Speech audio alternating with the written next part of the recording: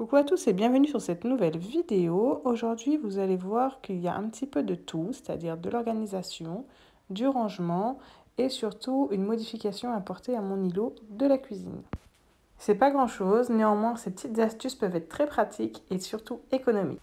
Donc dans mes WC, j'avais en fait un petit meuble entre guillemets pour cacher la misère de certains cartons que aujourd'hui je viens remplacer par ce petit meuble, pas très commun puisque de base c'est un meuble qui est fait pour être au-dessus des machines à laver.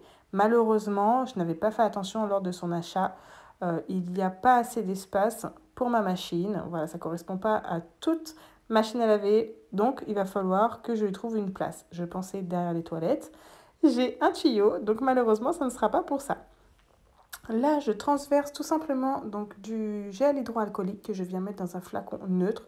C'est beaucoup plus joli et présentable. Voilà, généralement, il y a un lavage de main qui se fait après. Malheureusement, tout le monde n'a pas cette idée et du coup utilise du gel hydroalcoolique. La petite plante pour la décoration et surtout du sambon. Les toilettes, c'est important. Ça ne doit pas refouler. Voyez, donc je me suis permise de mettre mon petit bazar à l'intérieur que je vais pouvoir sécuriser car j'ai des enfants à la maison. Comme d'habitude, il faut que je range les jouets du salon. Là, on a fait l'acquisition d'un nouveau canapé. Malheureusement, nous n'avons pas vendu l'autre. Donc, comme on hésite encore à le garder ou pas, je lui trouve une nouvelle place aujourd'hui. Donc, ça n'a pas été facile parce que j'ai un petit salon. Néanmoins, vous verrez que je vais y arriver.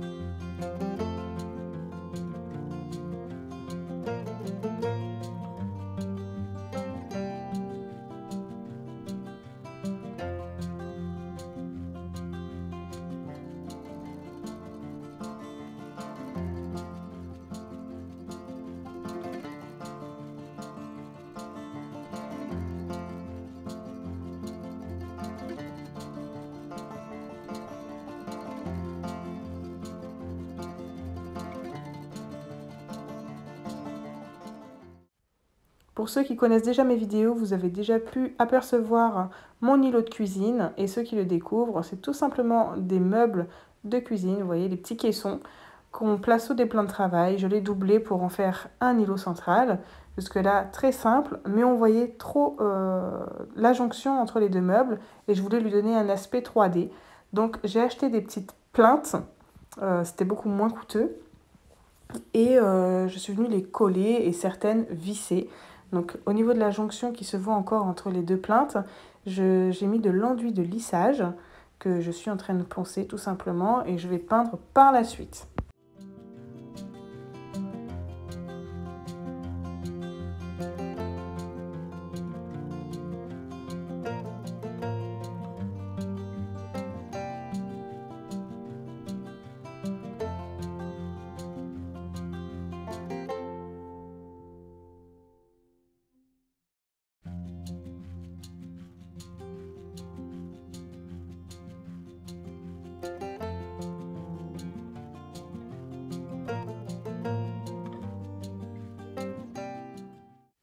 J'aime beaucoup le rendu que ça donne déjà, alors que ce n'est pas terminé. Donc là, on va réaliser la petite peinture. C'est une peinture que j'ai trouvée chez Action à moins de 10 € le pot.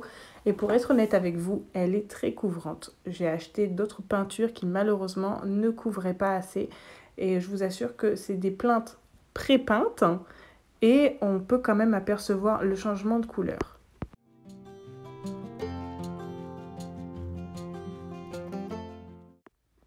La première partie de la modification de l'îlot s'arrêtera ici pour les côtés. On va maintenant, entre guillemets, customiser les portes de celui-ci et j'ai utilisé un champ-plat. Donc vous voyez, c'est une barre très très souple, un petit bois très fin, donc il y a plusieurs dimensions. Moi j'ai choisi assez fin, étant donné que c'est déjà assez imposant. Je ne voulais pas lui mettre des barres trop volumineuses. Donc je vais commencer par prendre les mesures tout simplement et je vais venir les couper au cutter.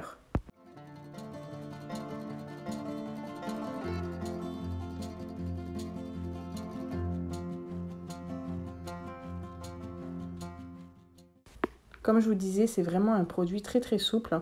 Il se maintient en forme, mais il est très souple, ce qui me permet de pouvoir finaliser la découpe avec les ciseaux et venir poncer quand même pour enlever les petites accroches.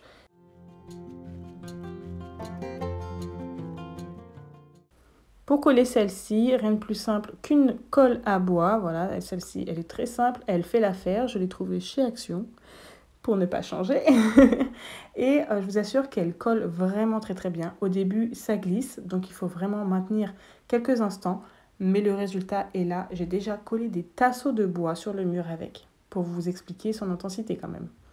Voici le résultat. Ça avait tendance à glisser, donc je me suis servi de pince à linge tout simplement. Et je vais patienter que ça sèche. Avec l'arrivée du nouveau canapé, j'ai dû me séparer de ma commode que j'ai échangée avec un meuble de ma chambre. Bref, aujourd'hui je me retrouve avec un meuble bibliothèque. Je ne sais pas trop quoi en faire, donc je vais l'utiliser dans l'espace de rangement pour le garde-manger. Ceci dit, c'est très bien, c'est plus haut que celui que j'avais, donc je peux mettre plus de choses.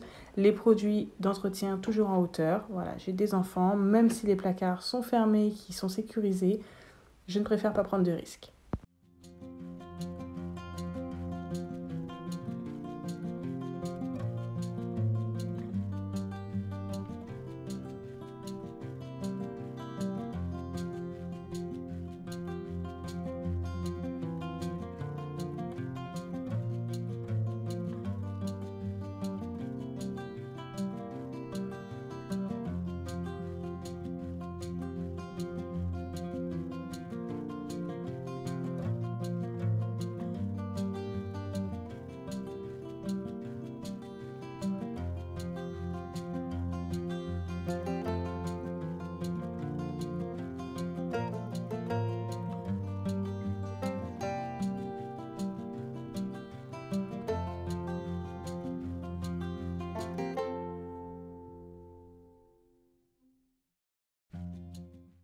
C'est un rangement très simple, mais surtout efficace. Tout est compartimenté. J'ai pas besoin que ce soit magnifique dans des super bocaux. J'ai juste besoin que ce soit rangé et compartimenté.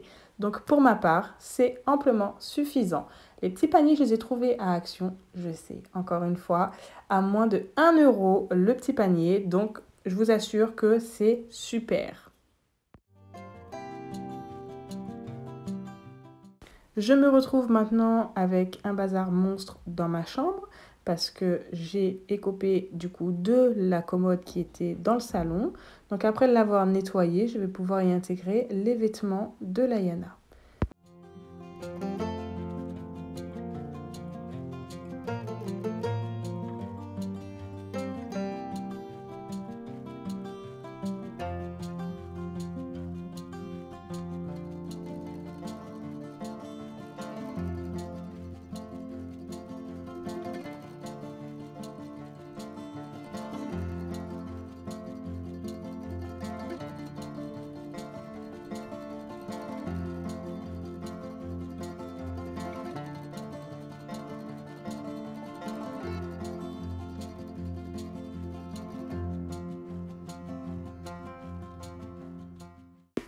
Le petit meuble, les petites planches assemblées qui étaient dans les toilettes, du coup je vais l'utiliser dans ma chambre.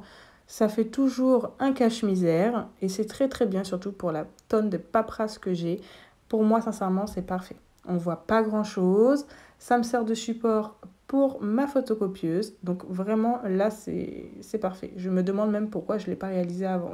Donc voilà, j'ai des petites boîtes en trop encore.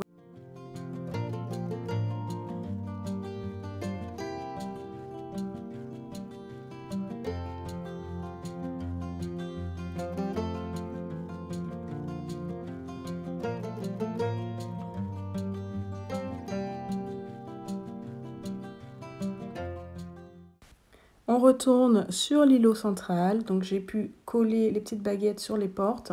Néanmoins, ce n'est pas fini. J'espère vous retrouver dans ma prochaine vidéo afin de pouvoir vous montrer le résultat final.